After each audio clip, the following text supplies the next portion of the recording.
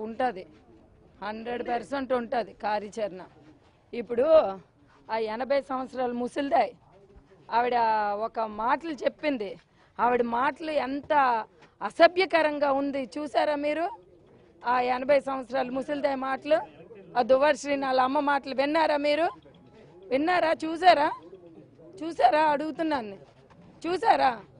ఏంటని ఇచ్చింది ఆవిడ, విన్నారా?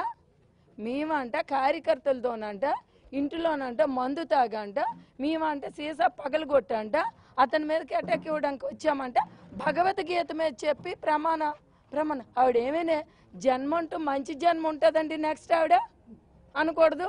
ఒక ఆడదాయి ముసిలిదాయి 80 సంవత్సరాలు రేపో మాపో కాటికి కాలు చాపుకున్న ముసిలిదాయి మీడియా ఎప్పుడు చూడలేదు కావాలా, ప్రెస్ ఎప్పుడు చూడలే కావాలా, మాట తీరలే. ఆవిడొచ్చేమో నా హస్బెండ్తో డైవర్స్ అవ్వలేదంటే ఈవిడొచ్చేమో ఆ భర్త ఏమేమో పిచ్చి పిచ్చి మాటలన్నీ అర్థం లేని పిచ్చి మాటలన్నీ ఆడుతుందండి.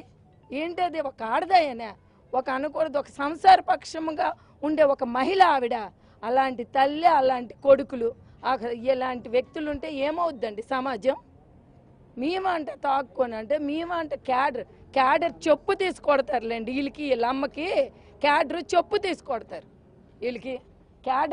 క్యాడర్ మీద మాట్లాడింది కదా వీళ్ళమ్మ, మేము మందులు తాక్కొని ఇరగొట్టుకుని ఏ క్యాడర్ పేర్లు చెప్పమనండి, మేము ఎవరితో మందులు తాగామో ఎవరితోనే ఆ క్యాడర్ జుత్తు పట్టుకొని ఏడుస్తారు ఇలా అందరికి కలిపి.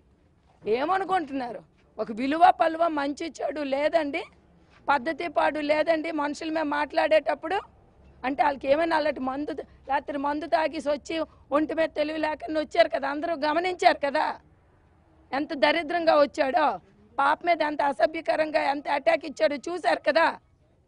ఆవిడ మనవరాలని కూడా చూడకన్నా అక్కడికి వెళ్తే ఆవిడ ఎంత అసభ్యకరంగా బిహేవ్ చేసిందో మీరు ఆ వీడియోస్ కూడా తీసుకోండి. వాళ్ళకి మనుషులండి ఒక్కొక్క సమాజం నుండి వెలివేసేయాలి అలాంటి వ్యక్తుల్ని.